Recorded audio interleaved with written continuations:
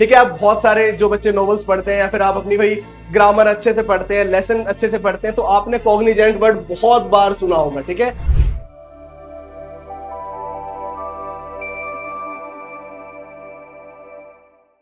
Hello everyone, मैं आयुष शर्मा आपका एक बार फिर स्वागत करता हूं यूनिमॉन्क सीयूईटी प्लेटफॉर्म पर। तो बच्चों, टेम्पलेट देख के आपको समझ में आ ही गया होगा। आज की वीडियो के अंदर हम डिस्कस करने वाले हैं तुक्का मारने की निंजा टेक्निक, यानी कि गैसिंग स्ट्रेटेजीज, जो आपकी बहुत ज्यादा हेल्प करेगी अपने सीयूईटी एग्जाम के अंदर हाई स्कोर करने की। तो बिना टाइम वेस्ट किए भाई वीडियो को आगे तक देखते हैं। और बच्चों, वीडियो को पूरा देखना है। अगर आप भी स्टक हो जाते हो एक क्वेश्चन के ऊपर या फिर आपको नहीं पता लगता है कि मोर एप्रोप्रिएट आंसर कौन सा है, तो ये वीडियो बच्चों आपके लिए सबसे ज्यादा हेल्पफुल रहने वाली है। तो सबसे पहली स्ट्रेटेजी की बात करें तो वो है बच्चों आपको फ्रीक्वेंसी ऑफ अकरेंस, मतलब कोई ऑप्शन कितनी बार रिपीट हो रहा है, उससे आपको आइडिया मिल जाएगा कि करेक्ट आंसर क्या है। जैसे कि क्वेश्चन देखिए, the following languages are spoken in the Comoro islands. ठीक है। तो ऑप्शन ए है आपका भाई स्पेनिश और अरेबिक। ठीक है। देन आपका है भाई अरेबिक एंड फ्रेंच। देखो अरेबिक रिपीट हुआ।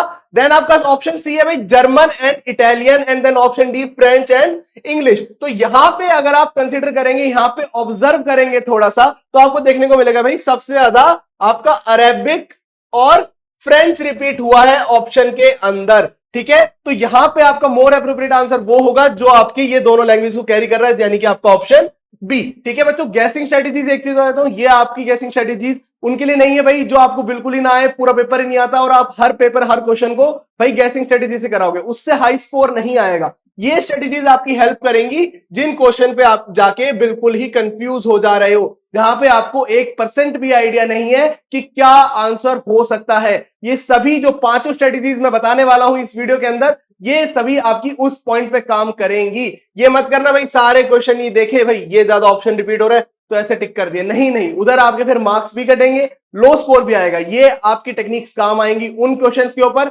जहां पे आपको भाई 1% भी आइडिया नहीं है कि क्या आंसर हो सकता है, ताकि आप भाई अच्छा स्कोर कर सको, क्वेश्चन स्किप ना हो जाए, तो ये आपकी हेल्प करेंगे। ठीक है। तो पहली स्ट्रेटेजी सभी को समझ में आ गई होंगी। नेक्स्ट स्ट्रेटेजी के ऊपर चलते हैं, जो कि भाई हमारी एलिमिनेशन मेथड। ये स्ट्रेटेजी मैं आपको हर वीडियो के अंदर, चाहे एमसीक्यूज वाली वीडियो हो, चाहे हम क्वेश्चन सॉल्व कर रहे हो, पीवाईक्यू सॉल्व कर रहे हो, है ना, प्रैक्टिस सॉल्व कर रहे हो, उनके अंदर मैं आपको बताता हूं। देखो एलिमिनेशन मेथड सिंपली वो होता है, आप उन ऑप्शंस को एलिमिनेट कर दो जिनके लिए आप 100% श्योर हो कि इतना तो भाई हो ही नहीं सकता, ये आंसर तो हो ही नहीं सकता। जैसे कि देखो क्वेश्चन के हिसाब से समझते हैं, और यहां पे मैंने कोई डोमेन स्पेसिफिक क्वेश्चंस नहीं लिए, जीके स्पेसिफिक क्वेश्चंस लिए, ताकि सभी बच्चों को समझने में आसानी हो। ठीक है। तो जल्दी जल्दी वीडियो को लाइक कर दो बच्चों, और अगर अभी भी कोई डाउट रह रहा है प्रीवियस स्ट्रेटेजी पे तो कमेंट सेक्शन के अंदर मुझे जल्दी बता दो।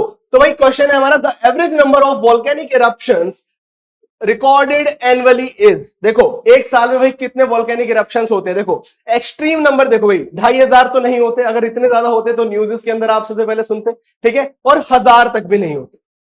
ठीक है। तो हमारे पास बचे भाई ऑप्शन बी एंड सी। अब यहां से एलिमिनेशन के बाद आपको आइडिया मिल गया है कि भाई जो मिनिमम लिमिट्स है 25 और 750, 750, है ना, इनके बीच में कोई आंसर है, बी और सी में से सबसे ज्यादा एप्रोप्रिएट आंसर आपके आएंगे। ठीक है। और जिन बच्चों को भाई इधर से कंप्लीट आइडिया मिल जाता है, ऐसे क्वेश्चन होते हैं जिनमें एलिमिनेशन के बाद उनको एग्जैक्ट आइडिया मिल जाता है आंसर का, ठीक है, तो वो टिक कर देंगे भाई किस पे, हमारे डी ऑप्शन के ऊपर, 25 वोल्केनिक इरप्शन एनुअली रिकॉर्ड किए जाते हैं। तो ये था बच्चों आपका एलिमिनेशन मेथड, सबसे ज्यादा यूजफुल आपका मेथड है। जब भी अटको सबसे पहले एलिमिनेट करना स्टार्ट कर दो, ताकि आपके पास कम ऑप्शन रहे, आपको कम दिमाग लगाना पड़े। ठीक है।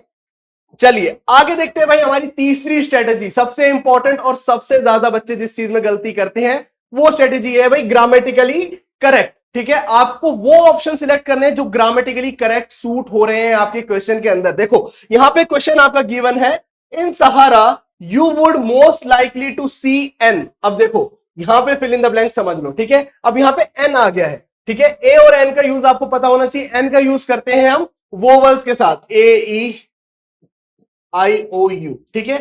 अब आप ऑप्शंस के अंदर देखिए क्या वोवल से स्टार्ट होने वाले ऑप्शंस हैं। देखो सी तो नहीं है, ये ऑप्शन एलिमिनेट कर दो, एम भी नहीं है, इसको एलिमिनेट कर दो, एल भी नहीं है, इसको एलिमिनेट कर दो। ठीक है। एलिमिनेशन क्या, ग्रामेटिकली यहां पे क्या करेक्ट सूट हो रहा है हमारा, एडेक्स।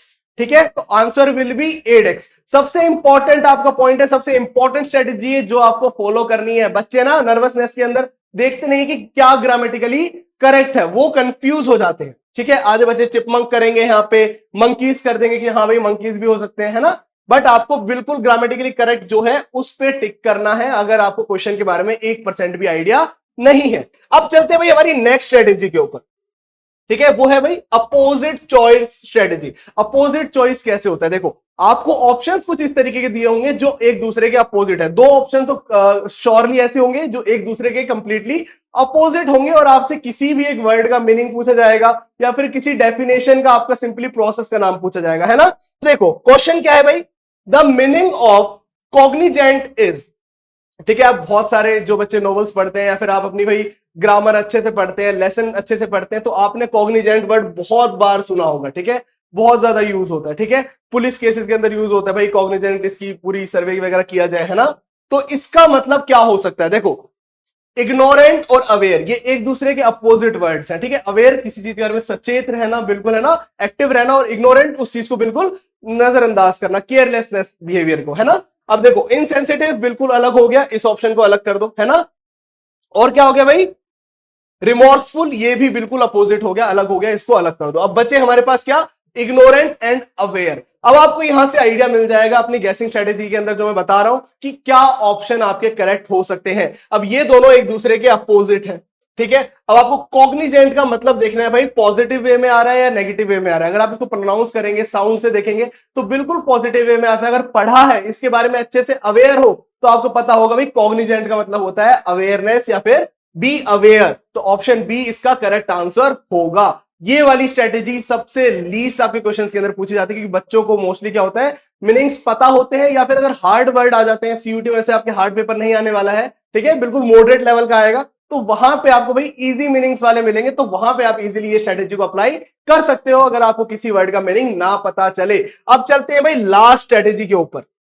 ठीक है, अब बहुत से ऑप्शंस आपने ऐसे देखे होंगे, क्वेश्चंस ऐसे पढ़े होंगे जिसके अंदर आपके ऑप्शंस कुछ है सेम सेम से साउंड करते हैं, आप उनको बोलते हो ना, प्रोनाउंस करते हो, तब बिल्कुल उनका सेम साउंड आता है। अब वहां पे आप कंफ्यूज हो जाते हो कि क्या इसका अप्रोप्रिएट आंसर है। कभी कभी स्पेलिंग मिस्टेक होती है, आप स्पेलिंग मिस्टेक नहीं पहचान पाते हो और गलत ऑप्शन पे टिक कराते हो, तो वहां पे आपको स्ट्रेटेजी काम करेगी जो कि भाई सिमिलर चॉइस स्ट्रेटेजी। इसके अंदर देखो क्वेश्चन के हिसाब से समझते हैं, a good communication technique is to use slash when confronting someone is. ठीक है, अगर किसी से बात कर रहे हो, सबसे बेस्ट टेक्निक क्या है जब आप उनको कन्फ्रंट कर रहे हैं, उनसे बात कर रहे हो, उस टाइम सबसे बेस्ट टेक्निक क्या होगी भाई, देखो एन आई कॉन्टेक्ट, प्रोनाउंसिएशन आई है, ठीक है, दूसरा है भाई एन आई कॉन्टेक्ट, प्रोनाउंसिएशन बिल्कुल ठीक है, स्पेलिंग बिल्कुल ठीक है। ठीक है, ये दोनों देखो एक दूसरे के सिमिलर साउंड कर रहे हैं, है ना। देखो अ शार्प रिमार्क नहीं, ठीक है, साइलेंस नहीं। ठीक है, अब इन दोनों के अंदर से देखो सबसे इजी ऑप्शंस मैंने आपके लिए लिए हैं ताकि आपको आइडिया मिल जाए कि करेक्ट आंसर किस तरीके से चूज करना है। ठीक है, अगर आप किसी से बात कर रहे हैं, कन्फ्रंट कर रहे हैं उनसे, ठीक है, तो सबसे बेस्ट स्ट्रेटेजी होती है to make an eye contact, ताकि उनको भी लगे कि आप कितने रिस्पॉन्सिव है। ठीक है, जनरल एटिकेट है ये। ठीक है, तो option B will be its correct answer. But हमने सिलेक्ट कैसे किया भाई, इन दोनों में से कोई एक होगा, ए या बी में से कोई एक होगा, बट हमने जाना कैसे, करेक्ट स्पेलिंग पहचान के। ठीक है, अब ये पांचों स्ट्रेटेजीज आपको पता लग गई है। ये नहीं कि भाई एक क्वेश्चन के ऊपर एक ही स्ट्रेटेजी लगा के आपको आंसर मिलेगा। आप देखिए इसमें एलिमिनेशन मेथड लगाइए एंड देन आप देखिए भाई सिमिलर साउंड कौन से कर रहे हैं। आप इन पांचों स्ट्रेटेजीज को भाई एक साथ भी यूज कर सकते हैं, इनके कॉम्प्लेक्स को भी यूज करते हैं उन ऑप्शंस को सिलेक्ट करने में, या फिर उन आंसर्स को सिलेक्ट करने में, चूज करने में, जिनके बारे में भाई आपको 1% भी आइडिया नहीं है। फिर से भाई वीडियो के एंड में बता रहा हूं, तुक्का आपकी हर भाई प्रॉब्लम का सोल्यूशन नहीं है। तुक्का मारने से हो सकता है भाई आपके मार्क्स भी कम आ जाए। ये सिर्फ मैंने आपको गैसिंग स्ट्रेटेजीज बताई है। जो पेपर एग्जामिनर होता है, जो एग्जाम सेट करता है, वो किस माइंडसेट से किस तरीके से ऑप्शन रखता है और उनमें से किस तरीके से आप समझदारी से सही आंसर सिलेक्ट करके एक हाई स्कोर अचीव कर सकते हो सीयूईटी एग्जाम के अंदर। तो होप बच्चों ये पांचों स्ट्रेटेजीज भाई आपको बहुत यूजफुल लगी होंगी, वीडियो आपको पसंद आई होगी। अगर कोई भी आपका डाउट है अपने क्वेश्चन से रिलेटेड तो जल्दी से मुझे कमेंट सेक्शन के अंदर बताओ। वीडियो पसंद आई है, वीडियो को लाइक करो, अपने दोस्तों के साथ शेयर करो और ऐसे ही मजेदार कंटेंट के लिए subscribe to Unimonks. Thank you so much.